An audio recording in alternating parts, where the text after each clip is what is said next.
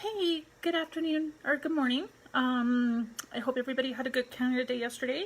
It's July 2nd, and I know it's been a really hard year for a lot of people. There's a lot going on in the world, and with COVID. And I was actually just sharing a video in one of my other groups about finding harmony and peace, and just especially in light of negative, toxic people. And I wanted to share something similar in this group too. And I had a couple experiences in early recovery, even the first time I got sober, actually, with having some negative, toxic people in my life that were really bringing me down and not being encouraging. And I had to disconnect from them. And it was some family, and I had to choose to disconnect. And a lot of people judged me and said, well, that's your family, you can't disconnect, you can't cut them out of your life. And I realized that I had to take my recovery very seriously. And if I was gonna work on saving my life, I had to do that. And I had to choose to do that, and for my own sanity, for my own life, for my own peace of mind, and getting well. And even I said at the time I might be able to welcome those people back into my life at some point, but I had to take a step back for my own mental health, my physical health, my well-being, my sanity, all that stuff.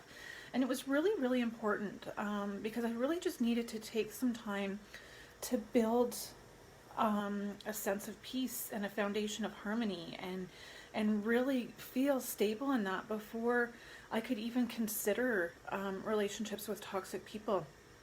And a lot of people did judge me in that, and a lot of relationships in my life fell apart because of it. And I was, that was my worst fear in getting sober and saying I need to distance myself from some people.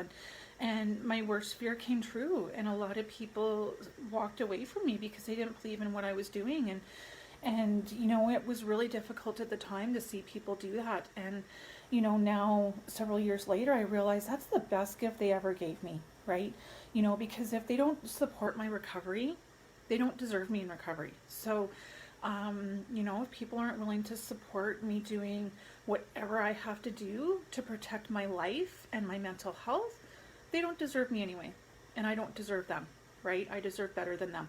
So, I'm just so grateful that I'm learning to more and more opt for peace and harmony over drama and negativity and toxic people. And whether you're in recovery or not, I think it's just really important to stand up for your peace and harmony, and to say, I don't want your toxic in my life. And I think we become a society of political correctness. And we can't say stuff to people because heaven forbid, they'll be offended if we say, I feel like your behavior is toxic and I can't have that in my life. Heaven forbid, right? We stand up to toxic people. And it's usually those toxic people that they don't want to accept their own behavior, and then they want to retaliate because we've called them out on it, right? And we can do that lovingly. We can do that in a kind way and just say, I don't feel like that behavior is healthy for me, and it's hurtful and detrimental to my well-being and my harmony and my way of being. And I really feel now, and maybe this is an age thing as well, being in my 40s, that if people can't accept my need and desire for peace and harmony and healthy relationships, then it's probably better that I don't engage in that relationship anyways. And if people choose to walk away, sometimes that's life. And and for those of you who do AA, they always say, acceptance is the answer to all my problems today. And AA isn't necessarily for me, but that's one of the sayings that I really do like in AA.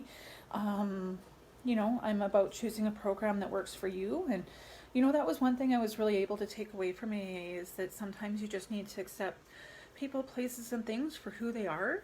And sometimes things aren't always going to work out, and relationships aren't always going to work out. And I'm okay with that today. And I really wanted to just encourage people to opt for healthy relationships, and for peace and harmony. And if that relationship doesn't feel right in your gut, sometimes you need to question it. And I think, especially in, for those of us who have gone through addiction and mental health issues, sometimes we become so accustomed to those unhealthy, dysfunctional relationships that, sometimes it can be hard to trust your own judgment when those red flags are coming up, right? So that's part of the learning process, especially in early recovery, is just saying, this doesn't feel right to me, and honoring that. Because I think a lot of times we don't honor that, you know, before, during, and sometimes after our drinking career, our using career is over, that we don't honor our red flags that say this isn't